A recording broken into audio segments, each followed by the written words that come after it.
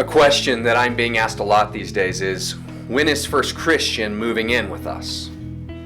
That's a good question. But I'm afraid I don't have a clear answer. And that's in part because we don't have enough detail laid out yet to share too much.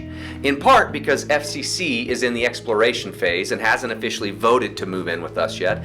And in part because we haven't voted to invite them. Let me explain, and I'll provide a little context. 2 years ago, our executive council began a deliberate conversation about who we are and how we might begin communicating that identity to our neighbors. Call it creating a vision statement if you want, but what we set out to do was to find an authentic way to tell our neighbors not how we do church or what we believe, but who we are and why we think that might matter to them. The end result of that year-long effort is our You Matter Here initiative. You have a voice here, you can ask questions here, you will be loved here, you can serve others here, you can explore your faith here, you will find community here, you can meet with God here. We want you to know that you matter here. Creating that statement was one thing. Putting it into practice as the framework for everything we do is something entirely different. To us, on the Executive Council, that meant thinking very intentionally, not only about what we hoped someone would experience when they visited us on a Sunday morning, but also about how we think about our presence in our wider community, and specifically about how to use our building in a way that communicates You Matter Here. Will our building be a monument, or will we use it as an instrument? Specifically as an instrument to reach out to our neighbors, and particularly those who are moving into the downtown area. We also knew that we were facing some significant challenges of our own, an unsustainable pattern of deficit budgeting, a well-kept but aging and therefore expensive building, and a whole lot of underutilized space, roughly 25,000 square feet of space, much of which is used less than a single hour a week. However, to us, each of these challenges also came teeming with possibilities. All those high-rise apartments going up all around us meant our neighbors were moving near us, a chance to rethink what it means to be a downtown church, but now in a burgeoning neighborhood, and an opportunity to find creative, non-traditional ways to invite our neighbors to use our building and into community.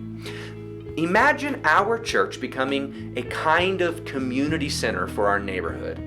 Maybe renting space to like-minded organizations who might then find ways to provide services to our neighbors and add life and vitality to our neighborhood. Can you see it? What if people were using our building from 8 in the morning until 8 at night, 5 days a week? It sure would feel like we were being better stewards of our underutilized space. And rent could be an effective way to offset our deficit budget. These other entities would offer programs that would invite our new neighbors into our building and possibly into finding a church home with us. In our mind's eye, it would look and feel like life, like vitality. You know that I sometimes like to use art in order to make a point. In what was probably his most famous painting, Vincent van Gogh portrayed the wonder of a vast, starry night, and nestled at the foot of the hills down below is a little village. Have you ever paid attention to that little village? Ever noticed how every window in town is lit up except the windows in the church? Every other window is aglow with warm light except the church windows. Now, do you think that was an accident? Of course not. It was Van Gogh's theological statement about the state of the church. Sometimes I wonder what our neighbors think when they look at our building at night. Empty parking lot, dark windows, doors closed tight. Do they ever see windows lit up from the inside, lit up with life, filled with people?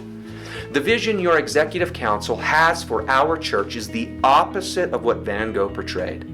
We wanted to see our church lit up at night with life and activity and vitality, a place where the neighbors gather for educational opportunities, mental and emotional care, and to simply be in community and maybe even join us for worship.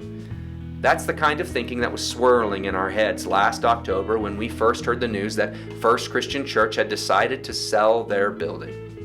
We quickly learned that their hope was to stay together as a church family, but to find a new place to call home. And when we heard that news, we felt the weight of their loss. and we started to wonder if there's anything we could do to be a beacon of hope to them. So we felt compelled to reach out.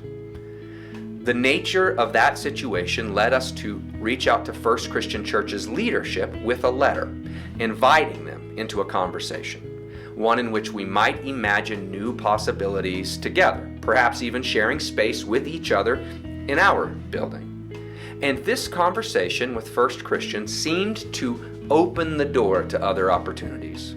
We've now entered into serious conversations with the Thinkering Lab, a nonprofit organization that hosts several week-long summer camps for children, and Southern Colorado Psychotherapy, who has rented one office from us for over a decade, and they've expressed a desire to expand within our space too. So, the vision of our church becoming a type of community center for our neighborhood seems to be coming to fruition, and we can't help but sense the presence of God in it. We were not looking for a church to share space with when First Christian voted to sell their building and look for a new home, but there it was. We were not looking specifically for a children's summer camp program when we were dreaming about how to bring young energy into our space, but there it was. And we hadn't really considered how an expansion of counseling services might just be another piece in this puzzle. But here we are. We believe we're seeing God's fingerprints all over this vision. So, at this time, we have begun substantive conversations with First Christians about how we imagine sharing space. What spaces might be set aside exclusively for their offices, and what spaces might be shared by us, like the sanctuary and the fellowship hall, possibly the choir room, and maybe even some Sunday school rooms. And we are about to begin conversations around the financial aspects of this proposition, but we have yet to do so. So that's where we are and how we got here. And if it all feels a little bit backwards to you, I think I know why. If we were doing our normal, healthy process, like we did when we decided to adopt a pastoral residency program, it would look like this. Step 1, the pastor casts a vision. Step 2, the church has a conversation to determine the merit and validity of that vision. Step 3, the executive council asks for a vote of approval. Step 4, the leadership starts planning the details of the vision. And step 5, the leadership enacts that plan. That's how it would normally look. But we've had differences in our normal process this time around, and that major difference was that First Christian Church's situation developed before we had a chance to go through our normal process. In other words, their pressing situation determined a different process and one that feels a little backwards to us. So in this case, the process has looked more like this. Step 1, the Executive Council had begun to dream establishing our vision for the church's underutilized spaces, but had not shared it with the wider congregation yet. Step 2, the urgency of First Christian's situation pushed us to act before we could have a conversation sharing that vision. Step 3, leadership had to explore the possibility of FCC moving in and determine whether it was even an option before actually voting on it. Step 4, we've had to start enacting parts of that plan just in case FCC does go under contract to sell its building before we're really ready. And step 5, the vote hasn't yet happened on either FCC or FBC sides of things. And yes, it feels backwards. But that's where we are. And there really wasn't anything we could have done differently given the circumstances, other than have done a better job sharing with you what was happening along the way.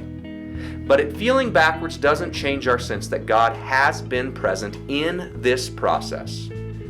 God often has to pull us out of our usual way of doing things in order to help us see the new thing God is up to.